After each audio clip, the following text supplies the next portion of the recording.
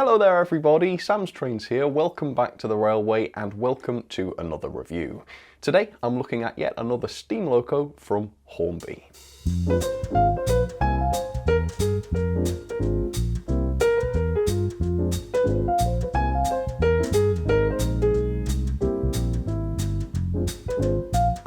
Back in 2021 I did a review of what was then the new Hornby Class A22. And despite that model being really expensive, I was really disappointed in it.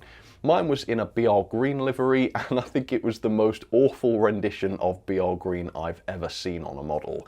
It was this washed out, sickly green, didn't match any of my other BR green locos. The build quality wasn't very good, and it was an incredibly plasticky model, all of the bodywork just made of plastic. In fact, I was so disappointed in this model that I decided I was not going to review the sister locomotive, which was the A23, and that came out shortly after the loco I'd reviewed. I just wasn't interested in investing all of that money just to get ripped off again, which was what I feared would happen. Until now, because the price of the A23 has come down sufficiently that I feel that I can justify purchasing one to review it. So today's loco then is this. This is the Hornby A23.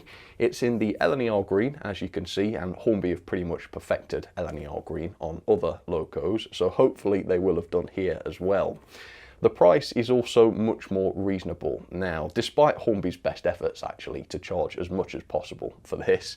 So the RRP when I reviewed an A2 back in 2021 was £189.99, a lot of money, but now the RRP is £229.99, which seems like an incredible increase in price for what used to be 2 years ago an incredibly poor quality model.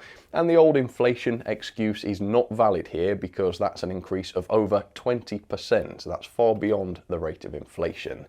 Anyway, Hattons now have these in stock for £119, which is roughly what I would have considered that A22 to have been worth given its poor quality.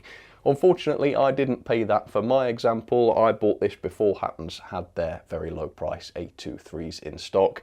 Mine came from Kerno and I paid £143.99. So yeah, quite a lot of money really, but still not as bad as the RRP. So not got very high expectations for this loco based on the A22 that I looked at last time, but at the moment I haven't tried one of these. I don't know what this is like, so we're going to check it out. If there are any in stock by the time this video goes out, I will include an affiliate link in the description so you can check them out. But for now, let's get started. Alright, so the A2/3. And honestly, I'm glad that these presumably didn't sell very well and they had to be slashed in price, because that just teaches Hornby that they can't just charge whatever they want and have it sell. Valuable lesson learned. Having said that, I've not tried an A23 before, I've only tried the A22, so I don't know whether this one is going to be rubbish like the A22 was. I understand that this is effectively just a different version of that model, so I don't have high expectations, like I say, but I want to find out for sure before I condemn this. So let me show you the end of the box. So the product code for mine is R3832. It is LNER Thompson Class A2/3. It is a 462, so it is an LNER Pacific, and it is Edward Thompson, everybody's favourite man from the LNER, number 500. And if I show you the back of the box, you can see a bit more information. So this was classified as an 8P or a 7F, so it's a mixed traffic locomotive. In the centre of the box, you've got a brief history of the class, and if you want to pause and read that, as always, feel free to. And then right on the very end of the box, my favourite bit, you've got the drawings from Hornby, dated 2019. So obviously the model came out a couple of years after that, and here we are a couple of years after the release with the A23. So for the first time on this channel at least, let's pull this out and see whether it's any better than the disappointing A22. Well, let's see. All right. So I'm laughing because the livery looks reasonable. Yeah, this looks similar to the other LNER greens I've got in the collection, which you would expect to be a given, but it wasn't with the A22. So I'm glad to see that the LNER green looks from a distance to be okay. We'll take a closer look at the livery later on. But for now, let's see what the instructions show. And yeah, these instructions are for both the A22 and the A23, so that just goes to show that the chassis then are presumably one and the same. So inside you've got a bit about lubrication. It's the same as always from Hornby, just the crank pins and the axles. You've got the location of the various accessories, not too much here, cylinder drain cocks, a few steps and a tiny bit of buffer beam detail. Assembly connecting the loco and tender, you've got the drawbar and the plug as usual. Body removal, I'll be doing that later on, and then you've got a DCC/sound option, the 8-pin socket being in the tender. And then brake rods, yeah, that's fairly standard. It just shows you where those go on the loco. So, really interested to see what this loco is like. Let's open it up and find out. So let's start by having a look at that accessories pack then, see what we get besides what the diagram showed. And yeah, I would say nothing. In fact, we don't even get what the diagram showed because that buffer beam detail isn't here for whatever reason. But yeah, you got the painted cylinder drain cocks. Quite an interesting colour on those. Yeah, I suppose they look quite coppery. And then the brake rigging and the steps. So the couplings then are presumably just fitted to the loco already, which is quite handy. Right, let's have a look and see what the finish is like then. Have we got the nice satin finish that we'd expect from a modern and quite expensive loco at full price? Let's see. All right, let's pull off the plastic piece. No, not a good finish at all on that. As you can see, no shine to it whatsoever. Looks pretty plasticky, and I think that was the case with the A22 as well, so not a big surprise. And you've also got a very noticeable seam line on the top of the boiler, which may be prototypical. Some LNER boilers did have a sort of cladding line on the top, but this one is noticeably quite uneven. There are parts of it that are more noticeable than others, so it comes across as more of a moulding defect than it does a deliberate detail. Comment down below if you think you know which one is true. Right, let's lift this up then. Let's see what this is like. Alright, so yeah, it's an interesting one to hold actually, because the loco is extremely heavy. There's obviously a very, very heavy chassis on here. Yet, when you hold it in your hands, it feels cheap and nasty, because like the A22, the body here is just made of plastic, and that goes for the running plate as well. And I've got to say, the running plate doesn't look straight on here. It looks like it's kind of wavy. I'll grab the ruler and demonstrate whether or not that is true in just a second, but on first glance, yeah, that does seem to be the case. In terms of the build quality beyond that, there's nothing jumping out at me as being obviously bad at the moment, although obviously I will inspect this fully and then feed back to you in just a minute and let you know what this is actually like after I've done a proper look at it. But for the time being, let's have a bit of information on the real locomotives, and then I'll give you that much closer look. The Thompson Class A2, not to be confused of course with the Peppercorn A2, was introduced in 1943 as a rebuild of the earlier P2 class, which was a 282 locomotive designed by Sir Nigel Gresley. Initially 6 locomotives were rebuilt to feature a newly designed front bogie, shortened boiler, divided drive, but the original connecting rods. In order to achieve the latter point, the outside cylinders had to be placed behind the front bogie, which gave the class that signature unbalanced, and some would say hideous, appearance. These initial examples were classified as A22 locomotives, and that's what I looked at that other time. This model, however, represents an A23. Rather than being rebuilds of the P2s, the A23 locomotives were built from scratch but to a very similar design. The freshly built locos had just a few differences, including an increased boiler pressure and reduced cylinder diameter. 15 of this version of the design were built in 1946, and the design was reportedly not terribly successful, being prone to excessive wheel slip and reliability issues caused by frame movement. The class was ultimately withdrawn from 1962, a mere 16 years after the class was introduced, and sadly, or perhaps not so much sadly, none survive under preservation. So there she is, up close and personal for you, the Hornby Class A23. Now you might say that I'm picky, and that's true, that's fair. I am quite picky. You might think this loco is perfectly okay, But this is just not my cup of tea. There's a number of things about this that really don't appeal, and I'm going to explain why I don't think this model is worth buying. First of all, the livery, still not satisfied with it. It looked okay when I first saw it. This is another Hornby loco. The one on the right is Doncaster. That's a sort of modern Hornby A1.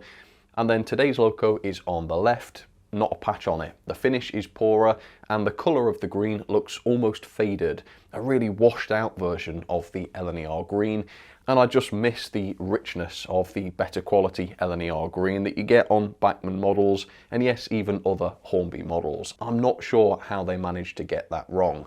The finish is also not great. It's a plastic body and a plastic finish to go with it. It looks like the kind of model you'd get from Hornby 10 years ago. This is the kind of finish you would expect back then. But of course back then Hornby models were cheap. Now they are far more expensive than they used to be, and you'd expect the finish of Hornby's models to match the high quality finish that we see from other manufacturers and even other Hornby locos. The decoration and finish is poor in other areas as well, whether it be the bits of missing paintwork on the chassis, which result in very shiny sections, or the complete lack of separately fitted or etched nameplates. Yeah, that's just printed right onto the smoke deflector. How cheap and nasty is that? The real things would stand out, there'd be a separate plate. This thing's just printed on. Really not good at all. The lining is okay though, yeah, reasonably nice and neat. You have got areas of it that overlap and look a little bit distracting, but that's fairly typical. Nothing wrong with that. The side of the cab also looks fine. The lining here is good, and you've got the running number and also what is presumably a little builder's plate. I'll try and get a close-up on that so that you can see whether or not it is legible. You've also got some decent lining on the underframe, which I think looks good, and this rear pony, despite being fixed in place, that's another story. That is a die-cast section of the model, and the finish of that bit actually looks a lot better than the rest. And of course the wheels are painted as well. You've got the lining and the dark painted centres. Yeah, the wheels look absolutely fine. Let's talk about the rear pony then. Yeah, it's just fixed. A lot of people do not like this feature on Hornby locos, and it's something they do quite a bit. I think their justification for it is defensible. It does mean that the pony can be a little bit more finessed. If it's got to move, then it's got to have clearance to move, and it can look less realistic. Let's see, are the wheels touching the track? Yeah, the wheels are actually touching the track and turning, which is more than can be said for some of Hornby's locos. So that's not a feature that I particularly hate, but I know that a lot of others do have a big problem with that feature. Okay, the weight of the loco is pretty good. It weighs in at 452 grams, which is just less than a Hornby Hush Hush, but it is more than a Hornby A1, the Peppercorn A1, which is a famously very heavy loco from Hornby. So the weight is not bad here by any means, but I am really not impressed by the plastic construction of the body. The boiler, firebox, smoke box, whatever, that's fair enough, fairly typical for those parts not to be made of metal. But the running plate here, I'm going to go ahead and say should have been made of metal, because not only does it feel incredibly weak and poor quality in the hands, but it's also warped. If I hold my ruler up to it, you can see that it is completely warped. At the back end there's a whole section that sort of bows downwards, and that's a complete fail. That is utterly unacceptable. And it really shows how sloppy and unscrupulous Hornby can be at times, because there are so many Hornby locos that have this problem, and yet here we have a loco that was designed and tooled up recently and the problem has not been addressed. That is shocking. And the front end of the running plate, you don't need my ruler to be able to see that it's like sloping upwards. So that sucks. That is really not impressive at all. Here's a closer look at the seam on top of the boiler. I think the way these are made is that the two halves of the boiler are moulded separately, and then they are either glued together or the edges are melted and they're fused together. The problem here is that you've got sections that are not properly fused together, whichever method was used, and you've even got gaps which kind of let you see down inside the boiler. Just really, really distracting to the eye, particularly being that it's right on the top of the loco, where it is most noticeable. So yeah, not impressive at all. There's also a fair amount of visible glue. I think this is not as bad as the A22, where there is a lot of glue, including very visible fingerprints on the bodywork. This is not too bad. It's more sort of the running plate details which have some visible glue on them. Some of these are still a little bit wonky, but not as bad as on the A22. And the smoke box in areas looks a little bit fingerprinty as well, but again, not as bad as on the A22. Not even sure whether that will come out on camera, but it is noticeable in person under some lights. Anyway, let's have a closer look at some of the details. So the front buffer beam, as you can see, nicely painted. We've got no NEM pocket on the front of the loco, so you can't actually couple anything to the front of this one. Again, why that is the case, I have no idea. It was possible in real life. Why isn't it possible with the model? Similarly, no screw link couplings supplied for the buffer beams, either on the front of the loco or the back. None fitted to the model, none included in the accessories bag. Again, this is a really expensive model. Why is it missing features?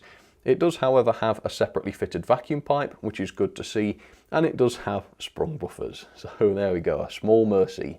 And there's also a selection of separately fitted and slightly wonky lamp brackets with lamps pre-fitted to them. I suppose the lamps are a nice feature, just a pity they're not fitted straight.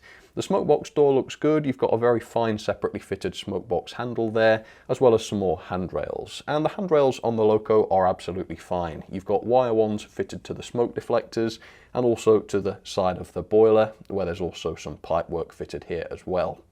In terms of the details, we have a separately fitted metal reverser rod. Again, if you look at it at the wrong angle, you'll see the fingerprints on it, but that's not too noticeable. The coupling and connecting rods on the loco look absolutely fine, although it looks as though at the moment there could be some sort of quartering issue. What do you reckon to that? That doesn't look right, does it? So we'll just have to wait and see how it runs. We do have separately fitted metal safety valves. That is a nice feature, pleased to see that. I think those and the rear pony truck are the three components that actually do have a good quality finish on this model, so well done there, Hornby, pleased for you. And then we've got a little whistle on the front of the cab, which is a truly tiny piece and quite nicely applied as well. The cab area is really quite impressive on this loco. You've got the glazing, which seems to have been done nicely. You've got the vents on top of the cab, which are adjustable. I like to leave these open because they allow a bit more light inside to the cab detail, which is amazing. You've got the separately fitted etched tender full plate, which is a good quality feature, pre-fitted cab doors, and a really good amount of interior cab detail. Not too much in terms of separately fitted parts. You've got no massive relief on certain components as you would on some locos, and certainly the gauges haven't been painted or anything like that, but I think for a relatively enclosed cab, the level of detail here is pretty much all you could ask for. In terms of the tender, the same is pretty much true for the decoration. Not keen on the shade of green they've used here, and the finish is quite flat and plasticky looking. The print work though does seem to be high quality. Again, you've got fantastic lining on the underframe, which is very well detailed. This is a new tooled loco, so the moulding here in particular is very good and crisp. And of course the lining and lettering on the sides all looks absolutely fine as well. There's a fair bit of detail on the tender, as you can see, lots of controls on the cab end, separately fitted wire handrails, some steps and grab irons fitted to the back. You've got the coal load, which is a separate piece and removable if you want it to be. Quite a well detailed coal load as well. And then a fair bit of detail around the back, including the vacuum pipe, more sprung buffers, and at last a coupling.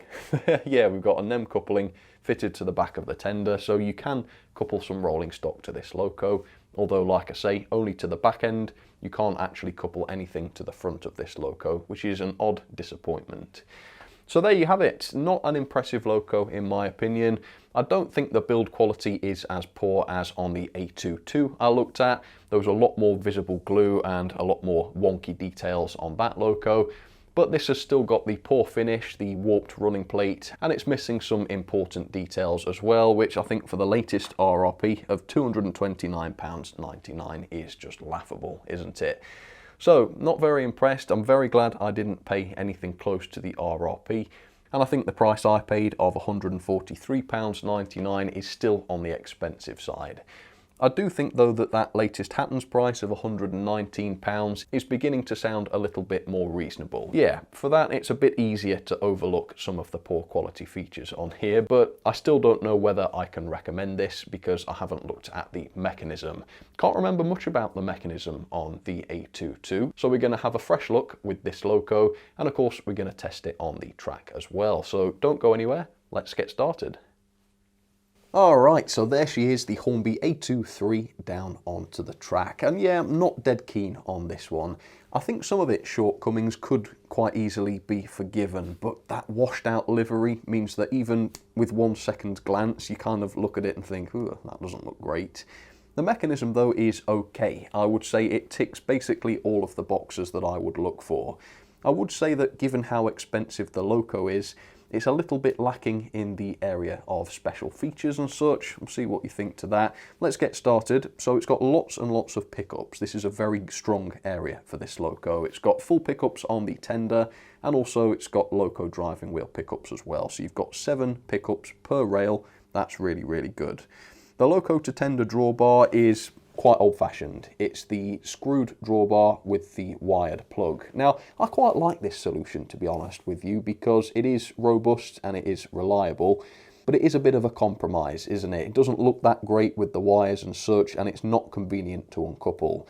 Other manufacturers have come up with solutions to this problem which are still robust and reliable, but they look better and they're easier to uncouple. Dapol and to an extent Bachmann have done quite a lot of work in that area. I think it's time that Hornby did as well. That said, the loco base keeper plate is really nice and easy to remove, just a few screws and that comes off completely. It is not hardwired, it's got spring-loaded contacts, which, as you know, gives you fantastic access to those pickups and also the axles for cleaning and maintenance. We've got proper separately fitted bearings on the axles, which is a great quality feature, and you've got a single driven axle on the loco and it's the centre set of driving wheels. The body removal is fairly simple as well. You've got a screw at the front of the loco and a screw at the back, and that allows the body to be removed. Now, as I said, the chassis really has very few features on it. You have got a 5-pole motor, which seems to be a good quality one, but if I remove the motor cover, you can see that's all. We've got no flywheel fitted, very small worm drive, so you're not going to get much of a flywheel action from this. No LEDs in the firebox, or indeed anywhere. This is a completely unilluminated model. You've got a fairly old-fashioned 8-pin decoder socket, which kind of does reduce your choice in compatible decoders, doesn't it? And while there is a space for a sound speaker in the tender, there is none actually fitted, which is a bit surprising, I think, given the price of the model. And then the gauging is quite interesting. You've got the first axle, which came in at 14.5mm back to back. That's 0.1mm above the standard. And then the other axles come in quite reliably at 14.2mm, which is 0.2mm below the standard. So not very consistent on the gauging, but none of these axles are particularly far from the standard to the point where I would worry. So the mechanism is fairly good quality, it is bare bones, and for an expensive loco I think it is lacking in features, but all in all I think the mechanism's okay, isn't it? Right, let me go back in time then and show you how the performance went. That test has already been filmed, here it comes right now. Okay, moment of truth then. Let's find out whether this works. I haven't ran my A22 for a good long while, so I've pretty much forgotten what to expect with these. So first of all, let's find out whether this works. Forwards direction. Let's give it some juice. First ever run. Oh, yep. It works. That's good. And I'm glad to see there isn't a quartering issue. It looked like there was going to be, didn't it, from that close-up earlier on. I suspect then that there's just too much slop on the axles rather than an actual quartering issue, which isn't great, but at least it means the loco works. Right, so this has not yet been running, so obviously this is not necessarily going to be performing at its best at the moment, although I will let this run in fully before I give you a conclusion on the performance, but straight out of the box, here it goes. Yeah, it looks pretty good and smooth. Seems to be some control there, which is good. Let's have a look, see if there's any torque here at the moment. Again, if there isn't, I will give this time to improve during a run-in. So here we go, fingers in front, 50% speed. Yeah, there's some power there, so that's good. Very good to see. Let's have a look, see what the slow speed performance is like straight away out of the box. Here we go. I'm just going to ease it up very gently on the controller. Wow. Really, really good. Yeah, fantastic. I don't remember the old one performing this well. In fact, I'm pretty sure I had it replaced. Whether that was just the build quality that was to blame or whether there was a performance issue, I'll have to go back and double check. But looking at this one, I would say at the moment, no sign of any performance issues. The crawl is fantastic, seems to be good and responsive, and presumably this is going to have all the pickups that most Hornby locos have. You will know that by now because you'll have seen the section. Yeah, it's reasonably good and smooth. It is sort of fluctuating a little bit in speed, but again, it's not running yet, so I'm going to have to let it do that before I cast any final judgment. But no, overall, that looks really good. And the fact that it can crawl so slowly suggests a good amount of torque in the mechanism, even down to the slow speeds. So that's really good. Right, let's see how it gets on around the track then. Forwards direction, 50% speed. Let's run her in. Alright, so that's 50% speed. Obviously a very, very fast runner. This is geared to run really quickly, which is strange, but also surprising because obviously the crawl was absolutely amazing. Usually with the locos that are geared to run too fast, the slow speed performance suffers. But on this one it hasn't. The slow speed was fantastic. So as long as there's enough torque for this to haul a reasonable number of coaches at a sort of slower speed than this, and it does that without slowing down on the curves and everything, then that won't be a problem. But yeah, it is quite surprising how fast this is running at half speed. Yeah, it's an interesting one. But like I say, if there are no ill effects, that's not a problem. But yeah, it looks alright. Not keen on the green. Yeah, I have to say that green does not look as good as some that I've got. But I suppose from a distance it's a little bit more forgivable than it was up close. But anyway, I'll let this run in. It's going to have 30 forwards, then 30 minutes backwards, and then I'll come back and we'll couple it up to some coaches, I think. Okay folks, that is running incomplete, and I did that stop deliberately harshly to show the effect of no flywheel. Yeah, the loco changes speed quite suddenly because there is no flywheel action. But the performance is absolutely fine. Yeah, it's a nice performer. It never came off the track, never cut out, of course, because of all those pickups, and it seems to be perfectly stable over all of the different track pieces I've got on my setup. So that is really, really good. In terms of slowing down on curves, yeah, it does do that quite a bit at the slower speeds. So again, perhaps if this was geared a little bit better, it would have more torque at the slower speeds. But torque doesn't seem to be much of an issue. Is this still a good pusher? Yeah, so obviously we've seen a lot worse in terms of torque. Locos that can't turn their wheels at all with an obstruction in front of them. So yeah, that's not too bad. How is the crawl now? That was good before. Let's see if it's still good now, having been running. And yes, it is. So that motor is obviously a good quality one. And because there is no flywheel on it, obviously that has some disadvantages in terms of smoothness, but it does reduce the load on that motor shaft, which makes it a little bit easier to turn. And so maybe that's why this loco is a better crawler, but it is a good crawler, and that's good to see. There you go, very smooth in terms of acceleration as well. Pulling power is about average for a loco of this weight, and also for a Pacific. So it came in at 0.48 newtons, which translates to around 29 coaches on straight and level track. I think that's perfectly acceptable for this loco. So with that, let's couple up to some coaches. I've got 8 Gresley coaches, just to rub it in a little bit, I suppose. Sorry about that, Edward Thompson. Let's see how the coupling goes. We haven't got matching couplings loco to coaches, so if there are any issues with that, it's probably not the loco, but I will be looking to see if the couplings are at the right height on the loco. I think they will be. Right, so I'm in absolutely no doubt that I'll be able to do this in a very controlled manner. Look at that. So yeah, it's a superb performer at the low end. Really, really good. Look at that. Yeah, absolutely marvellous. That's one aspect of this loco I can honestly say I really, really like. Right, let's take it off forwards then and see how it looks. There you go, about 40 speed there. I think that looks okay.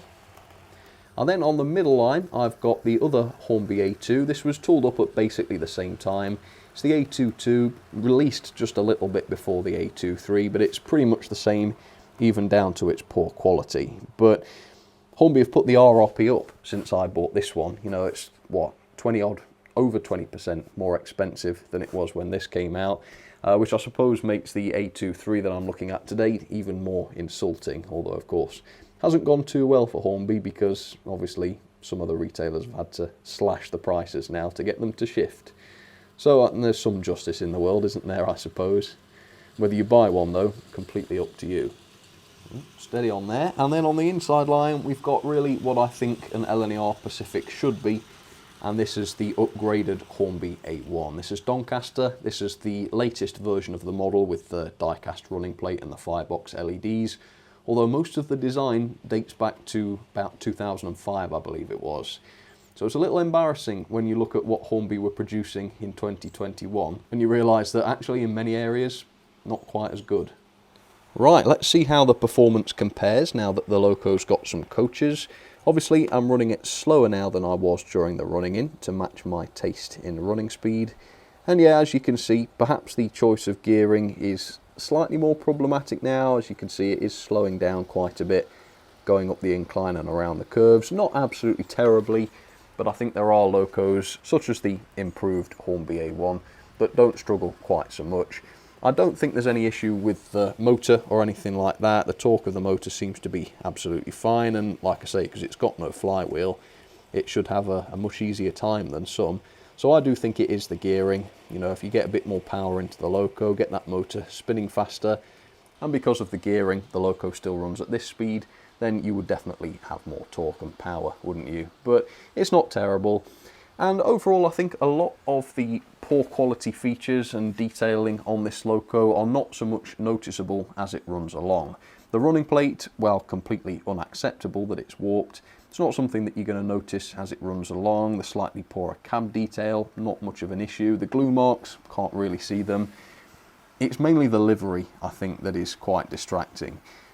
You can see as it runs along that it doesn't look as good as locos from other manufacturers. And if you've got a Bachmann V2, let's say, on the line at the same time, if you've got one of the new Hornby A1s or A3s on the line at the same time, and this loco happens to be in your field of view at the same time as those, yeah, it becomes quite obvious that the livery is quite poor on this. But then again, that's subjective. Maybe you would disagree with that. Maybe you would say this livery is absolutely fine. Please do comment down below and let me know what you think. Also, let me know what you think about the A22. I think most people agree that that looks a bit shoddy compared with others. But it's still subjective, and I'm sure some people would still find that fine. But yeah, for me, I've seen a lot better in terms of livery and certainly in terms of finish. But yeah, it's okay. I think for the right price, the loco's passable. Certainly not something, though, that I would recommend rushing out to buy as soon as possible, even at the reduced price, really.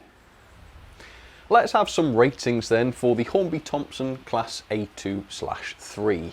And as you can see, yeah, not particularly inspiring. The level of detail I think is pretty good in places. You've got a lot of separately fitted parts and there's a fair bit of finesse to quite a bit of it. The handrails look fine, the cab was okay. Didn't look that great up close, I noticed, but from any sort of distance it looks fine. It is a little bit behind modern standards though. It's got no lights, no firebox LEDs, nothing like that. Finish, really quite poor. No paintwork on the gauges and such in the cab. No separate nameplates on the smoke deflectors. That's a really noticeable omission, really. Your eyes are drawn right to that smoke deflector and the nameplate when you look at the loco, and the fact that no effort has been put into that at all is disappointing. There's also no front coupling of any kind, no detailed screw link coupling, and also no way to fit a NEM coupling there either. Frankly, in the 2 years since this loco has come out, things have moved on a lot in terms of detail, and even when this came out, in my opinion, nothing special. The performance though is really good. I've given it 4-star. At the slow speeds, it's really good and controlled. It can do a great crawl. It's a little bit jerky to control because it doesn't have a flywheel, and because it's geared to run quite fast, once you couple it up to some coaches, it doesn't have the greatest torque in the world around the curves and up the incline, slowing down quite noticeably on those areas of the layout. But overall, not too bad, and like I say, the gearing has not ruined the slow speed performance of the loco, so not too bad at all. The pulling power is about what you'd expect of a Pacific, 29 coaches or 0.48 newtons. That is a little bit more than the A2/2, which was a slightly lighter loco for some reason. The mechanism I've given 4-star. Generally, it's a great quality mechanism. You've got loads and loads of pickups, 5-pole motor, bearings on the axles, yada yada yada. No flywheel though, which is a shame, and I suppose a slightly more modern and updated DCC socket would have made this a bit more convenient to chip, but overall no major problems with the mechanism or the performance for that matter. The quality though is really where this loco falls down. The livery application, not fantastic, not a fan of that shade of green, not as bad as the PR green by any means, but still not great. Lots of visible glue on this one, unfortunately, not carefully assembled at all. Plastic construction, plastic body, plastic running plate. It's only the chassis that is die cast here, so the weight's okay, but unfortunately because of the plastic construction on the body, you've got warping. Very noticeable warping too on the running plate, so for all these things I've knocked it down to a 2-star. Value for money then, the RRP is a ridiculous £229.99, which I would give 1 star. I bought this from Kerno for £143.99, which is obviously a lot better, but still not really representative of this model. I would give that 3 star. So I'm splitting the difference and giving it 2 star. That happens though, they are now available for £119, which is a lot better. I'd probably give that more like a 4. But as it is, my score, 5.81 out of 10. Poor quality, not quite up to scratch on detail, and there's a few other things about this that I would have changed as well. So it gets a grade of E. And into the logbook it goes, yeah, quite far down here. Above the Bradford Royal Remembrance thing, well, it's obviously better than that. And below the Helgen Class 35. Yeah, not very impressive. For a relatively new tooled loco, I think Hornby could have done a lot better than this. And given how cheaply it's been manufactured, I think they could have sold it for a lot less as well. Well folks, that will just about do it then for another review. I hope you enjoyed that. I didn't really enjoy the loco, I'll be honest with you. I was fairly disappointed with the A22 a couple of years ago when I reviewed that, and the A23 is no different reviewing it here in 2023. In fact, it's perhaps even more disappointing because, of course, things have moved on even in the past 2 years, and so this loco is even further behind now than it was when I looked at the A22. So that's a pity. It's an interesting prototype, quite unique in that we've got an LNER Pacific where it isn't universally agreed that the things are gorgeous. Yeah, that cylinder placement is certainly odd, isn't it? But alas, the model itself, while it might do a decent job of capturing the prototype from a realism point of view, I think there's quite a lot that lets this down. But that's just what I think. Please let me know what you think of this model down in the comments, and I'd be very interested to hear what you lot think about it.